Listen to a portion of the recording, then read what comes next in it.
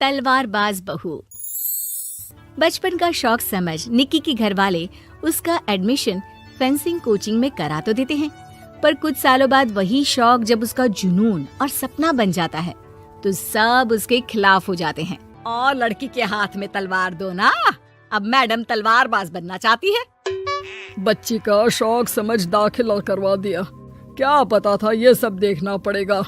अरे बहुत हो गई तलवारबाजी, आज से तू सिर्फ रसोई और बेलन देखेगी। पर मम्मी पापा, फेंसिंग भी फुटबॉल और क्रिकेट की तरह एक स्पोर्ट है।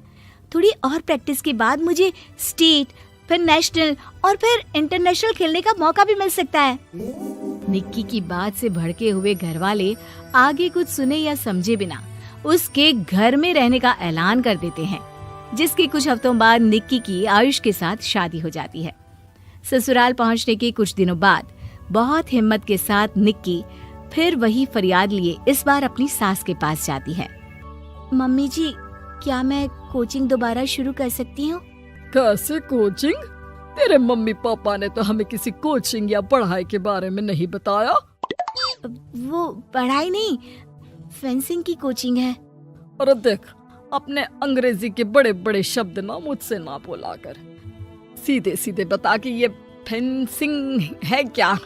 मम्मी पापा के साथ अपने एक्सपीरियंस के बाद निक्की कोई रिस्क ना लेते हुए सास से झूठ बोल मंजूरी ले लेती है और इसी के साथ निक्की के सपनों की दुनिया शुरू हो जाती है, जिसमें अब वो सुबह उठ जल्दी जल्दी घर का सारा काम खत्म करके ज्यादा से ज्यादा समय अपनी फेंसिंग प्रैक्टिस में बिताने लगती है।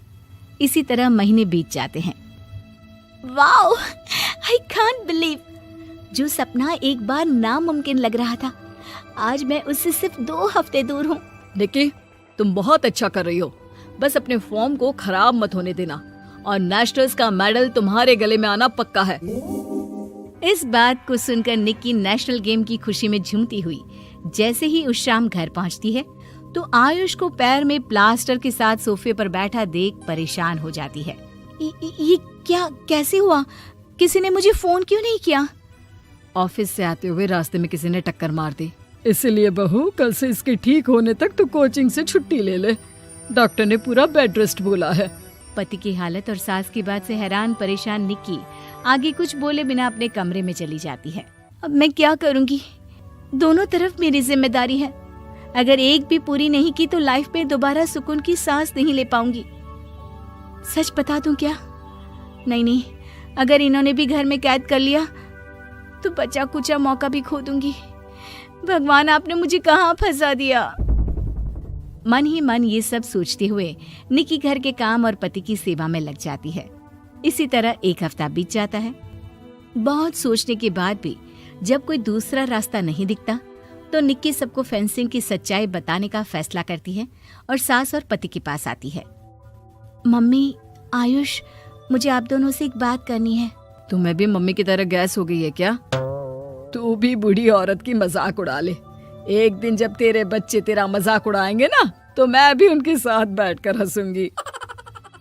घर का ये हंसता खेलता माहौल देखकर निक्की आगे कुछ बोल ही नहीं पाती। तभी गोलियां चलने की आवाज सुनकर सब डर जाते हैं और कुछ आतंकवादी घर में घुसकर सबको बाहर निकाल देते हैं, जहां उनके एरिया के बाकी सब लोग भी इकट्ठा होते हैं। कोई किसी भी तरह के होशियारी नहीं करेगा, हमें बस कुछ समय के लिए चुप होने की जगह चाहिए, इसलिए अगर तमीज में रहोगे तो जिंदा बच जाओगे, और अगर मरने का ज्यादा मन हो तो अपना सीआईडी वाला दिमाग चला सकते हो। डर की वजह से कोई इसके आगे कुछ नहीं बोलता। कुछ घंटे इसी तरह आतंकवादियों की कैद में बैठे रहने के बाद निक्की की सास गुस्से में चिल्लाने लगती है।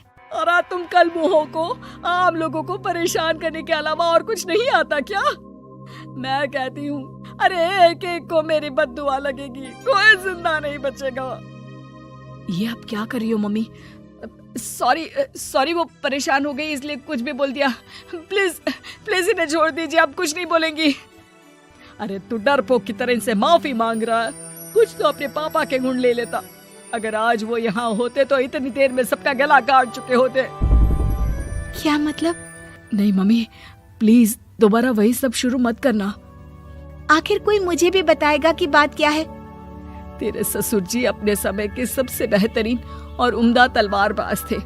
कोई कितनी भी बड़ी बंदूक या कितने भी ज्यादा हथियारों के साथ उनके सामने क्यों ना आ जाए, सबको एक एक करके चित कर देते थे। वाह, ससुर जी और क्या क्या करते थे?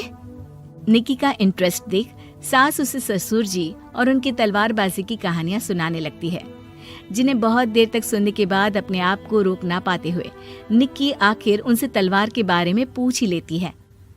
मम्मी जी, क्या पापा जी की वो तलवार आज भी आपके पास है? अरे इन्होंने अपने बेटे से ज्यादा उस तलवार से प्यार किया है तो फेंक कैसे देती, संदूक में संभाल कर रखी है।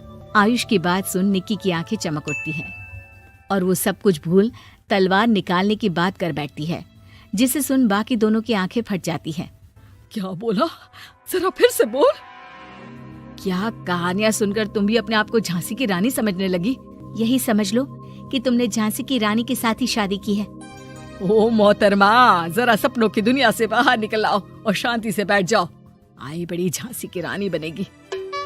माहौल की गंभीरता और सास आयुष का रिएक्शन देख निक्की के पास उन्हें सच्चाई बताने के अलावा और कोई ऑप्शन नहीं बचता, इसलिए वो बिना कुछ सोचे समझे और देर किए उन्हें पूरी सच्चाई बता देती है, जिसे सुन दोनों भौंचक्के रह जाते हैं।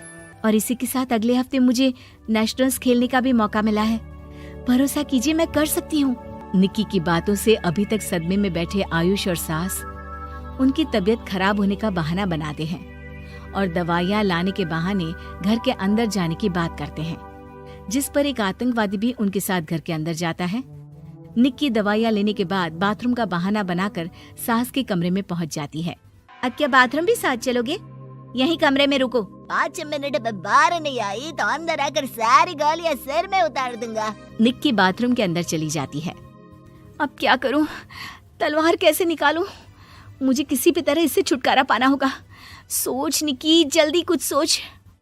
कुछ देर परेशान बाथरूम में इधर से उधर घूमने के बाद निक्की की नजर फर्स्ट एड बॉक्स पर पड़ती है और वो तुरंत उसमें से कैंची निकालकर उसे छुपाते हुए चुपचाप बाहर निकल आती है।